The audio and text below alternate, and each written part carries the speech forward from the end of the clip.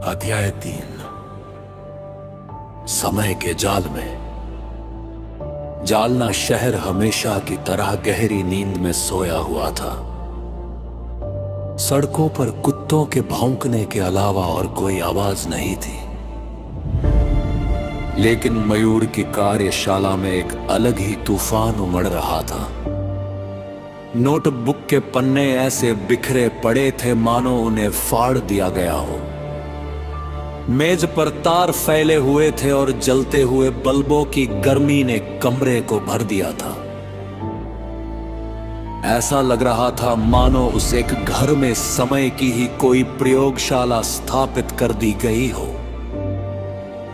मयूर का दिमाग दौड़ रहा था। उसके स्केचेस ने आकार लेना शुरू कर दिया था। एक विशाल गोलाकार मशीन जैसे समय को ही कैद करने वाला कोई पिंजरा। वो लिखते हुए खुद से बड़बड़ाया, काउंटर फ्रीक्वेंसी स्थिर तरंगें, स्पेस टाइम को फिर से मोड़ना। लेकिन एक मुश्किल सवाल उसके दिमाग को कुरेद रहा था। यह कैसे किया जाए? इतनी विशाल ऊर्जा के लिए घर के संसाधन अकेले काफी नहीं थे।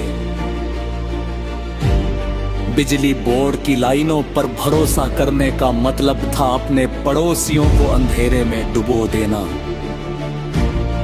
उसे कुछ अलग करना होगा। ठीक तभी उसका मोबाइल जगमगा उठा। ये उसके पुराने सहपाठी अतुल का संदेश था। अतुल पुणे की एक लैब में बड़ा इंजीनियर बन गया था। मयूर, क्या तुमने कल की खबर देखी? ये एक वैज्ञानिक पहेली जैसी लग रही है। इसने मुझे तुम्हारी याद दिला दी। मयूर का दिल जोर से धड़कने लगा। शायद ये उसका मौका था, लेकिन उसका जमीर संघर्ष कर रहा था।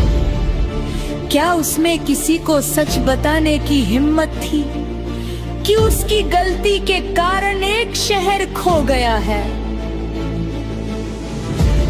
जब वे सोच ही रहा था, रेडियो फिर से कड़कड़ाया।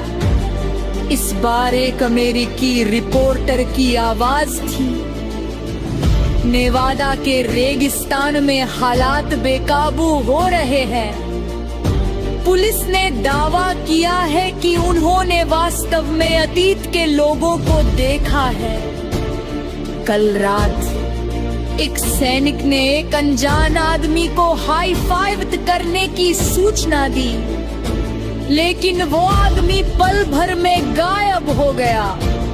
संकेत बताते हैं कि दो समय अब आपस में टकराने लगे हैं। मयूर का चेहरा पीला पड़ गया है। वक्त हाथ से फिसलता जा रहा था। अगर ये धागा और टूटा तो ना केवल लास वेगस बल्कि पूरी दुनिया अपने अतीत में ढह जाएगी। और कौन सा समय असली है ये समझ ही खो जाएगी। उसने गहरी सांस ली। नहीं, वह बुदबुदाया, ये अब राज नहीं रह सकता।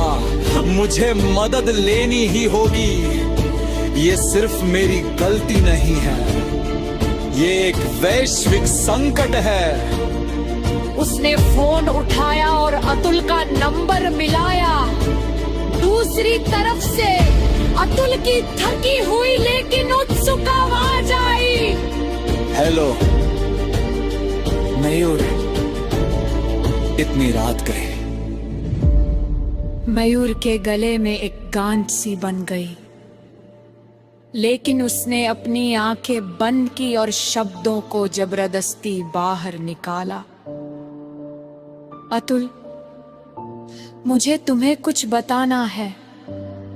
लास वेगस गायब हो गया है और इसके पीछे मैं हूं। ये शब्द कमरे में बिजली की तरह गूंज गए। रेगिस्तान में भूतिया शहर की खबरें रेडियो पर जारी थीं और जालना की एक कार्यशाला में वह साजिश शुरू हो चुकी थी जो भविष्य तय करने वाली थी। फोन के दूसरी तरफ कुछ पलों के लिए सन्नाटा छा गया। फिर अतुल की आवाज आई, अतुल। तुमने क्या कहा? तुम्हारी वजह से लास वेगस गायब हो गया। क्या ये कोई मजाक है? मयूर, मयूर, मुझे पता है ये पागलपन लगता है, लेकिन ये सच है। मैं अपने बेटे के लिए एक उड़ने वाली कार बना रहा था, एक छोटा सा खिलौना, लेकिन उसमें मैंने एक ऐसा प्रयोग किया जिसने समय के फैब्रिक को ही छेद दिया। अतुल, तुम्हारे विचार हमेशा से अजीबोगरीब थे, लेकिन ये मयूर, ये संभव नहीं है। समय को केवल घड़ी पर मापा जा सकता है, इसे तोड़ा या मोड़ा नहीं जा सकता। मयूर, मैं भी यही सोचता था, लेकिन अतुल, मैंने इसे देखा है। घड़ी रुक गई, एक मक्खी गायब हुई और फिर प्रकट हुई, और अब एक पूरा शहर समय से बाहर निकाल लिया गया है।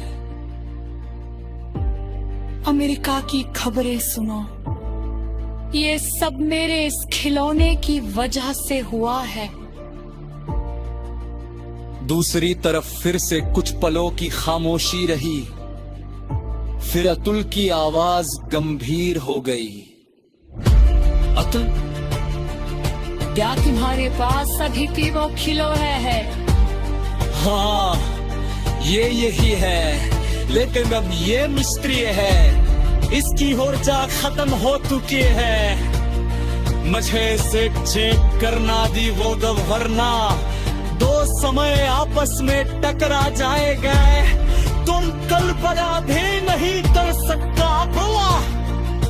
अगर ये घर वर्तमान मिल गया। Chapter 4 Chronosepians ka Agaman. Coming soon. Comment if you want to listen next, like and subscribe.